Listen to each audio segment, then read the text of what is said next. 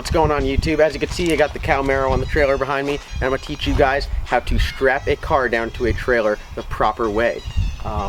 As you can see, the first thing you got to do is get it on the trailer, and you got to get proper tongue weight. You know, you don't want it laying down on the front end, you don't want it hanging off the back. So once you get a nice, you know, each trailer is different. Once you find the little love spot on your trailer, you are good to go. And now we're going to start to strap it down. Now first you need your straps, so let me get those. Now the straps I use are high strength bungees. I don't use the ones that have the little metal end on it because these don't really seem to do the trick. These are a little bit weaker. I use these here that have the big plastic end. Yeah, so these work really well for tying down a car. You know, this car, you know, is up there. It weighs probably in the high 3,800 pounds. So, you know, you want to get a good strong strap, and these seem to work well. And I got a bunch of them, so we make sure it's tied down and not going anywhere. So let's get into it. Alright, it's a bright one here in North Carolina, so I apologize about the backlighting. Just a little bit more info on these bungees. These have a 60,000 pound tensile strength, so they're pretty strong. Alright, so now the first place I like to tie down the car, always keep the car in neutral. You don't want it locked up.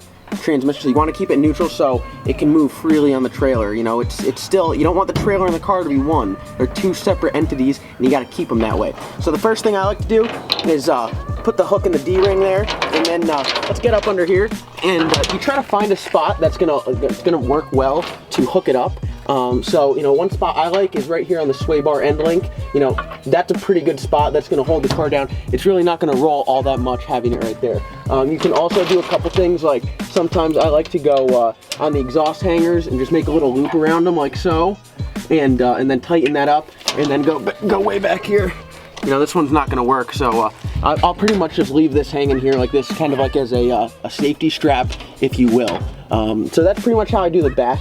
You know, this bungee is, you know, the real high strength bungees work well. So that's one side of the back. Let's move to the other side of the back.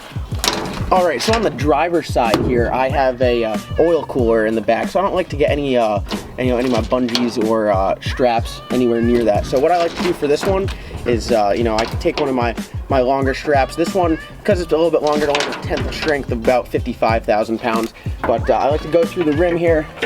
Can't actually go through the rim because my brakes barely fit in my wheels. So what I do at this point is I just go up around the tire here and make little, yeah, that's not working either. I go underneath the tire here, just underneath, kind of make like a nice little lasso. Hook this in here, you know, so I got it around the bottom of the tire, hook it in, and then I take my other one and I hook both of those hooks and then go back here to the D-ring. This is a pretty good way to make the car from not rolling, and you know, you're holding the tire. You got the lowest center of gravity here, so you really got the thing locked down. So that's the back. You know, the back is strapped. One thing I want to say is don't ever cross straps. You cross straps, that's like crossing swords. That's just. But this is a pretty good way to hold the rear down. It stays pretty solid. So let's move up to the front. If we come to the front of the car here, you always want to have the wheels angled very hard in case it breaks free. It won't roll off the trailer, it'll just get caught on the side. That's a good way to be safe. You don't want to let the car go down the road. But once I have it, the wheel cracked like this, you know, you can really get one of these high strength bungees through there. But what I like to do is I like to, you know, do the same hook as the back, and then I like to come all the way up here and hook it to my rim.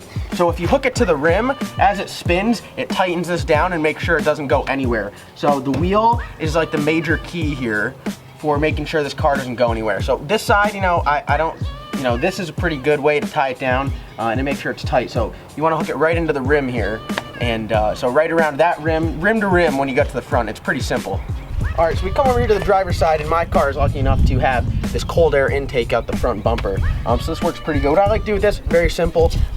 You know, just go right around here, and I hook both ends to the D-rings. That cold air intake will hold it there, very sturdy, and should hold pretty well. So that's the basics of tying down a car. You know, my car's a little bit different because, you know, it has the cold air intake out the front bumper, which makes it pretty easy to tie down. But one thing you want to know is you never want to tie it down to like hard components, like suspension components, rear end, lower control arms. You never want to do that. Only want to tie down to body panels or rims, and you never want to cross straps. So that's pretty much the basics. I'll do a more in-depth on how to tie it down. You know, if you're going on long road trips, we tie it down differently. This is pretty much if I'm going on like a You know, if you go on a long road trip, you want to tie it down differently because you don't want you want the car to move a little bit more freely. This is a short road trip, probably, you know, 1,300 miles. So, you know, just to the track and back. But yeah, this is the basics of how to tie down a car, and thank you guys for watching. And remember to subscribe. Go down and slap that subscribe button, and drop a comment below. See if there's any pointers that you have for me. You know, because this is the way I've been doing it since day one. You know, I'm the OG car strapper downer person. So thank you guys for watching. Comment, like, subscribe.